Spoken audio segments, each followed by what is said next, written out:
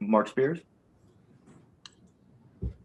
Hey, Kawhi, a little off the beaten path question, but I wanted to see if you could go back to your high school recruiting days and if you were ever recruited by an HBCU, and also what you think about what you guys are doing for HBCUs today. No, I don't think I was recruited by the HBCU. But I mean, it's dope that I think they made the jerseys off of those colleges, and yeah, I think it's pretty cool. Thanks. Thanks. We'll go over to Jay Shy again. Me? Yeah, sorry, go ahead. Okay, what's going on? My name is Jaisha Smalls. I'm a student journalist at Bennett College. My question today for you is, how do you feel about the NBA supporting HBCUs tonight? Ooh.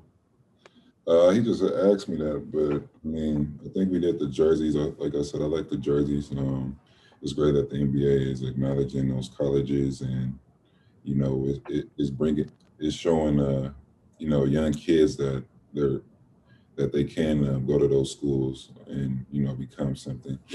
Growing up, I didn't know much about them. Just living in Cali, all you hear about is USC, UCLA.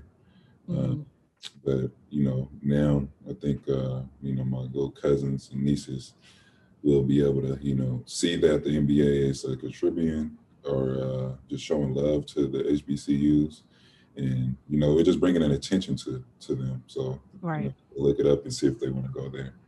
But it's not really mainstream. I don't hear it a lot on the West Coast. Okay, thank you so much. I didn't hear it a lot when I was young. Thanks. We're over to Mark Medina. Hi, Kawhi. With the 1-year anniversary coming up with the season shutdown, what do you remember about how you processed what was happening in the OKC Utah game and then the league calling off the season? I just remember them shutting it down. Pretty much, it's crazy. Nobody really didn't know too much information about the virus. But at that moment, you just thought it was serious. With the NBA shutting it down, making sure none of the players or the staff members or anybody in the organization could spread to them and make it an even worse situation. Thanks, Mark. We'll go over to Dan. Hey, Kawhi. Good to see you. It's last year in Chicago, you won the MVP award. Won a trophy with Kobe's name, and I know it meant a lot to you. This might be an obvious question, but how different is this All-Star experience than last year's, which kind of feels like sort of the last big NBA public event that everybody was kind of at together? I mean, there's no people around, there's no entertainment. Look what we're doing now. We're doing a Zoom call or whatever, FaceTime call with interviews. So that's the difference. I mean, it's just no energy. It's no excitement. Pretty much other than when the game is going to be played, but off the floor, it's pretty much dead. For us, the city of Atlanta's turned up, but it's pretty dead for the people in the organization or the league. Thanks, Dan. We'll go over to Law.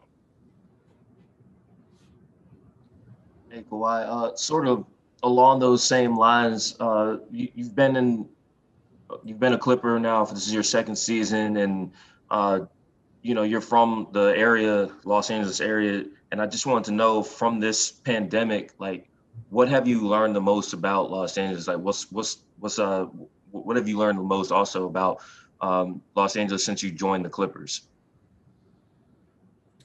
Nothing really. I mean, I've been through the city, my whole life. I didn't learn nothing new. Thanks, Law. We'll go over to Shane Young. Hey, Kawhi, nice to see you. I know this year or this All-Star event is not normal under normal circumstances, but in a traditional All-Star season, what is your favorite part about the All-Star weekend? Is it just conversing with other players? Is it going out, discovering restaurants? Like, what's your favorite part about All-Star weekend on a normal basis? The fan engagement, just coming here, fans being around, you get to go to, the special sports clinics. You're able to, just be a mentor to some of the kids around that time, just going to those gyms or the parks to help build things, to help the community. Those are the things I, look forward to. Just trying to give joy in people's life, but this time around we're not able to do that. We'll go over to Farbod. Hey, Kawhi, I remember a year ago when you took the podium at the All-Star game, there was a Gatorade bottle and you put it down and said you weren't sponsored by Gatorade. And I think I see the X2 bottle next to you this time. Are you making sure to have that with you at all times this year? No, I don't have to bring it. It's going to be there. They're going to make sure it's there for me. And the other question would be, in the All-Star game, there's all these favorite moments people may have, whether it's, Kobe Bryant and Michael Jordan guarding each other, or Kobe guarding LeBron and LeBron slapping the floor and Kobe blocking him. Do you have a favorite moment in the All-Star game from when you were growing up? Not that I could recall. No. We'll go over to Joe Barter. Sorry about that. Hi, Kawhi. Going back to, let's see, I guess the fall of 2019, so the start of last season, guys like you, like the top players in the league, you all more or less were on board with the idea of the 2020 Olympics and playing for Team USA. And now so much has happened, and the season itself is jammed right up against the Olympics and all that, and pandemics in place still. Where are you on playing for Team USA, and how much of it depends on how far the Clippers get? I think a lot of people were in for 2020, but just that pandemic pretty much killed everything. But right now, my plan is to go, but it doesn't really matter on the success that we have. If I feel up to it and feel ready to go around that time, then I'm gonna play. Thanks, Joe. Eric Walden, you can go ahead. Hey, Kawhi. So Mike Conley became a late addition to your team Durant. He set an NBA record for being, the deepest into his career at 14 years in becoming a first-time All-Star. Just wondering, how well do you know Mike? And if he were to kind of approach you for advice about, playing his first All-Star game, what would you say to him? Just go out and have fun, pretty much go and enjoy it.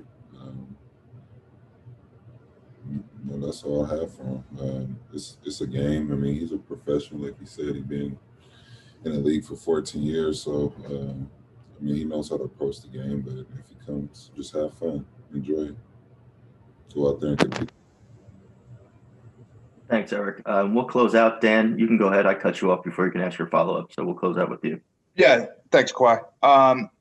In your time in the league, sort of the philosophy of practice and how much teams should practice and what they should do at a practice has changed quite a bit.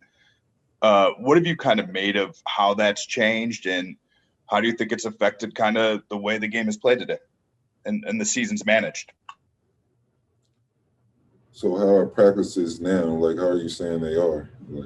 It seems like teams don't really get them that often. If they do get them, and if they come, that's usually with the game the next day. They're pretty light. Was it like that your whole career? Yeah, it was pretty much like that my whole career.